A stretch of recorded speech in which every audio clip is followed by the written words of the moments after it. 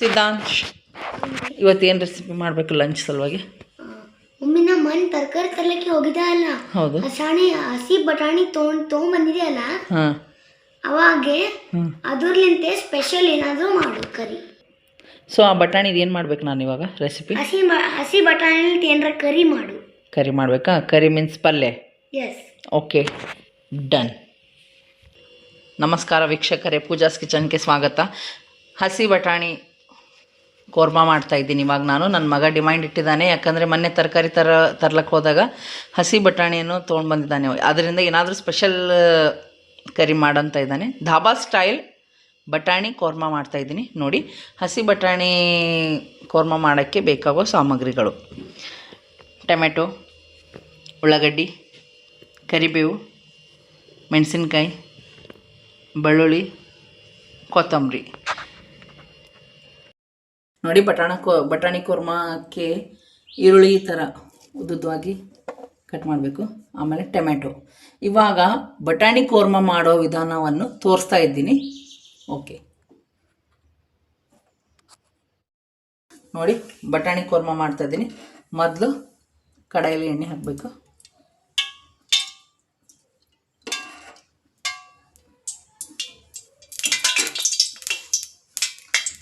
ನೋಡಿ, ಎಣ್ಣೆ ಕಾದಿದೆ.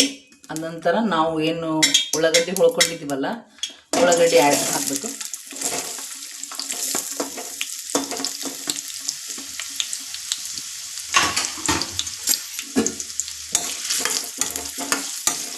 ಉಳ್ಳಾಗಡ್ಡಿ ಚೆನ್ನಾಗಿ ಫ್ರೈ ಮಾಡಬೇಕು ಎಣ್ಣೆಯಲ್ಲಿ. ಇವಾಗ ಈರುಳ್ಳಿ ಈ ಥರ ಆಗಿದೆ ನೋಡಿರಿ. ಉಳ್ಳಾಗಡ್ಡಿ ಕಟ್ ಮಾಡಿದ್ದೀನಲ್ಲ, ಈ ಹದಕ್ಕೆ ಫ್ರೈ ಆಗಬೇಕು. ಸ್ವಲ್ಪ ಗೋಲ್ಡನ್ ಬ್ರೌನ್ ಆಗಬೇಕು. ಅದಾದ ನಂತರ ಮೆಣಸಿನ್ಕಾಯಿ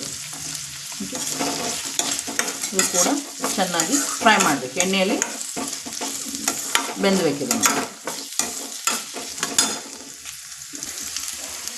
ನೋಡಿ.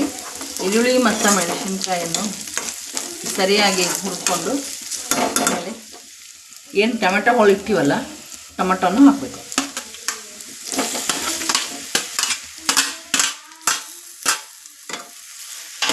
ಟೊಮೆಟೊ ಕೂಡ ಚೆನ್ನಾಗಿ ಹುರ್ಕೋಬೇಕು ಎಣ್ಣೆಯಲ್ಲಿ.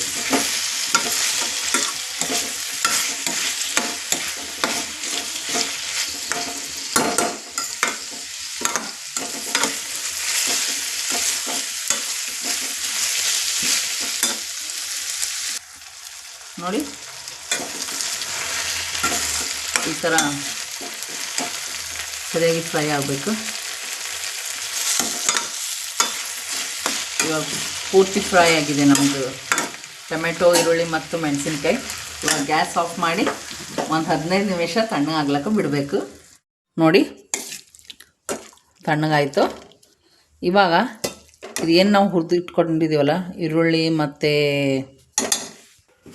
ಮತ್ತು ಟೊಮೆಟೊ ಎಲ್ಲ ಏನು ಹುರ್ಕೊಟ್ಟಿವಲ್ಲ, ಅದು ಹುರಿದಿಟ್ಕೊಂಡಿದ್ದು ಕಂಟೆನ್ಸ್ಟೆಂಟ್ ಈ ಮಿಕ್ಸಿ ಜಾರ್ನಲ್ಲಿ ಆ್ಯಡ್ ಮಾಡಬೇಕು.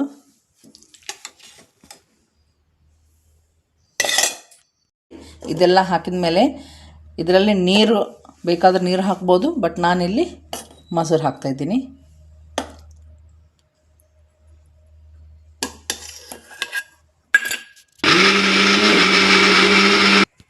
ನೋಡಿ, ಫೈನಲಿ ಈ ಥರ ಪೇಸ್ಟ್ ಆಗಿದೆ. ಇವಾಗ ಒಗ್ಗರಣೆ ಹಾಕ್ತಾಯಿದ್ದೀನಿ. ಮೊದಲು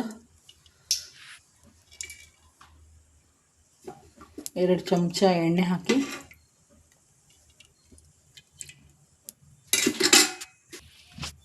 ಆಮೇಲೆ ಜೀರಿಗೆ ಹಾಕಬೇಕು.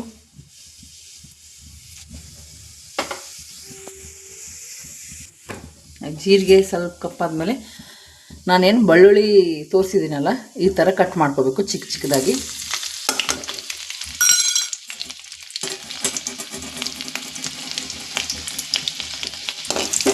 ಫ್ರೈ ಆದಮೇಲೆ ನೋಡಿ, ಹಸಿ ಬಟಾಣಿ ಆ್ಯಡ್ ಮಾಡಬೇಕು. ನೋಡಿ, ಬಟಾಣಿ ಚೆನ್ನಾಗಿ ಫ್ರೈ ಮಾಡಿದ್ದೀನಿ. ಇವಾಗ ಅರಿಶಿಣ ಆ್ಯಡ್ ಮಾಡಬೇಕು. ಆಮೇಲೆ ಖಾರ 2 ಸ್ಪೂನ್ ಖಾರ,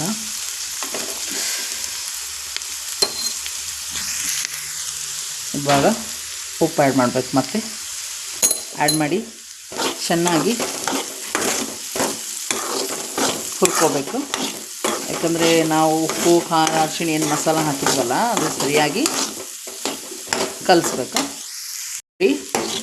ಇವಾಗ ಈ ಥರ ಹುರ್ಕೊಂಡ್ಮೇಲೆ ನಾವೇನು ಉಳ್ಳಾಗಡ್ಡಿ ಮತ್ತು ಟಮಾಟ, ಮೊಸರು, ಮೆಣಸಿನ್ಕಾಯಿ ಎಲ್ಲ ಹಾಕಿ ಪೇಸ್ಟ್ ಮಾಡ್ಕೊಂಡಿವಲ್ಲ, ಇವಾಗ ಅದು ಪೇಸ್ಟ್ ಇವಾಗ ಆ್ಯಡ್ ಮಾಡಬೇಕು.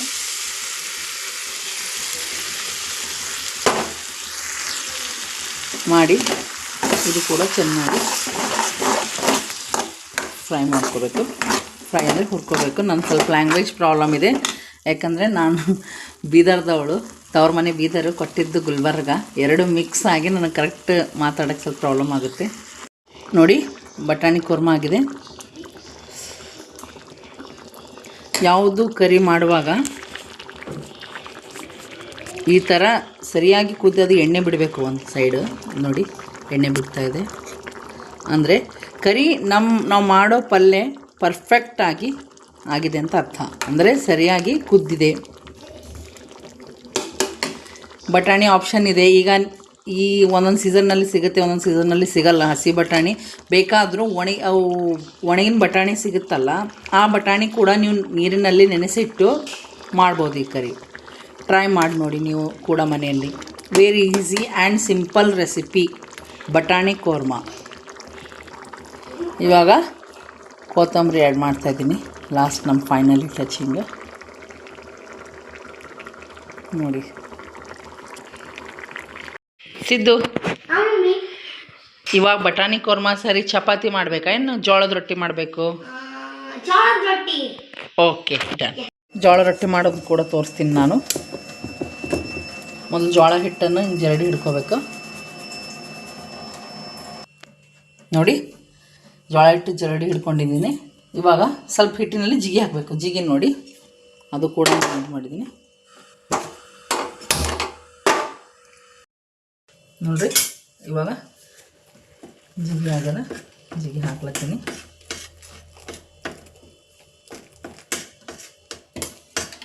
ಭಾಳಷ್ಟು ಜಿಗಿ ಹಾಕಿದ್ರೆ ಬಡಿಲಕ್ಕೆ ಸ್ವಲ್ಪ ಪ್ರಾಬ್ಲಮ್ ಆಗ್ತದೆ. ಜಿಗಿ ಸ್ವಲ್ಪ ಹಾಕೋಬೇಕು. ಆಯ್ತು ನೋಡಿರಿ, ಜಿಗಿ ಹಾಕೀನಿ. ಇವಾಗ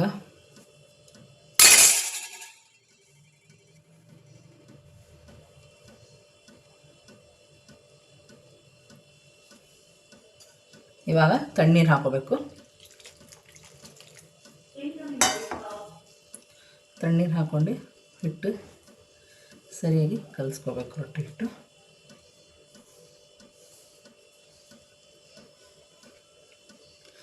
ಇಲ್ಲಿ ಗುಲ್ಬರ್ಗ ಸೈಡು ಭಾಳ ತೆಳ್ಳಗೆ ಮಾಡ್ತಾರೆ ರೊಟ್ಟಿ, ಬಟ್ ನಮ್ಮ ಬೀದರ್ ಸೈಡ್ ಅಂತೂ ದಪ್ಪ ಮಾಡ್ತಾರೆ. ನಮ್ಮ ಬೀದರ್ ಸೈಡ್ ಒಂದು ರೊಟ್ಟಿಯಲ್ಲಿ ಇಲ್ಲಿ ಗುಲ್ಬರ್ಗ ಕಡೆ 3-4 ರೊಟ್ಟಿ ಆಗ್ತದೆ ಅದರಲ್ಲಿ.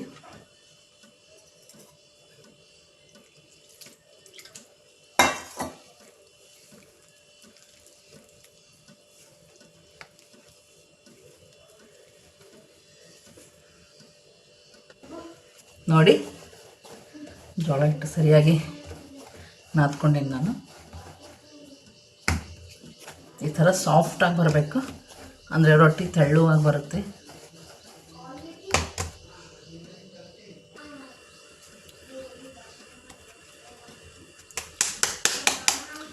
ನೋಡಿ ಕೆಳಗಡೆ ಜೋಳದ ಹಿಟ್ಟು ಇಡಬೇಕು.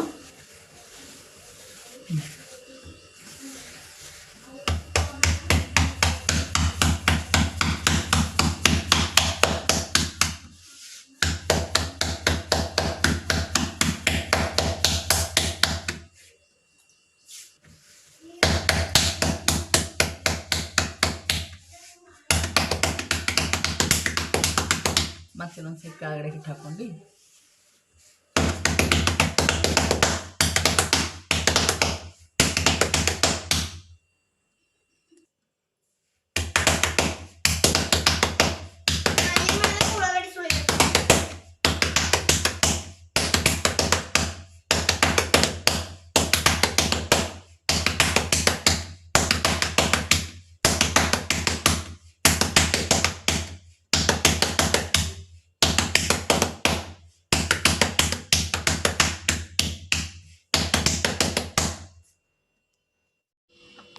ಈ ಥರ ತಕ್ಕೊಂಡು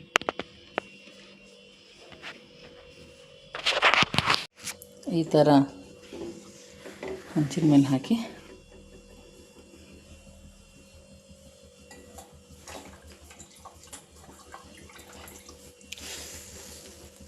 ಈ ಥರ ಒಂದು ಕಾಟನ್ ಬಟ್ಟೆ ತೊಗೊಂಡು ನೀರಿನಲ್ಲಿ ಎದ್ದು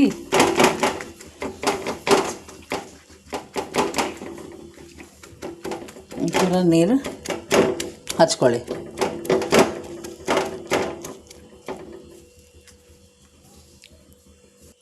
ನೋಡಿ, ಅದಾದಮೇಲೆ ಇವಾಗ ಹೊಟ್ಟೆ ಈ ಥರ ಇದು ಮಾಡ್ಕೋಬೇಕು.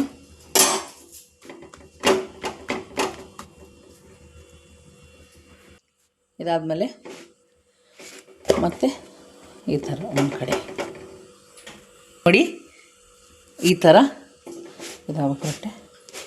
ಇವಾಗ ಮತ್ತೊಂದು ಕಡೆ ಇದು ಮಾಡಿ ಒಂದು ಅಡುಗೆಯಿಂದ ಈ ಥರ ಪ್ರೆಸ್ ಮಾಡಿದರೆ ರೊಟ್ಟಿ ಚೆನ್ನಾಗಿ ಬೆಂದ್ಕೋತದೆ ನಮ್ಮ ರೊಟ್ಟಿ. ಇಲ್ಲಾಂದರೆ ಹಸಿ ಬಿಸಿ ಆಗಿರುತ್ತೆ.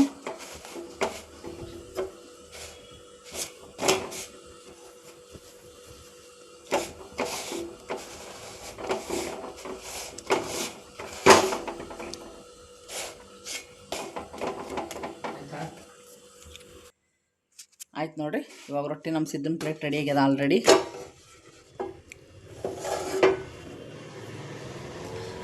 ಸಿದ್ದು ತಗೋ, ಟೇಸ್ಟ್ ಮಾಡಿ ನೋಡು.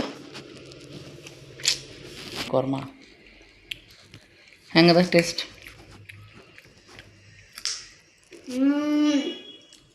ಜೋಳದ ರೊಟ್ಟಿ ಕುರ್ಮಾ ಸಲಾಡ್ ಜೊತೆ ಸಕ್ಕತ್ತಾಗಿದೆ. ನೀವು ಮಾಡಿ ನೋಡಿ. ಮತ್ತೇನು ರೆಸಿಪಿ ಬೇಕಾದರೆ ಕಮೆಂಟ್ ಸೆಕ್ಷನ್ನಲ್ಲಿ ಹಾಕಿ. ಬಾಯ್.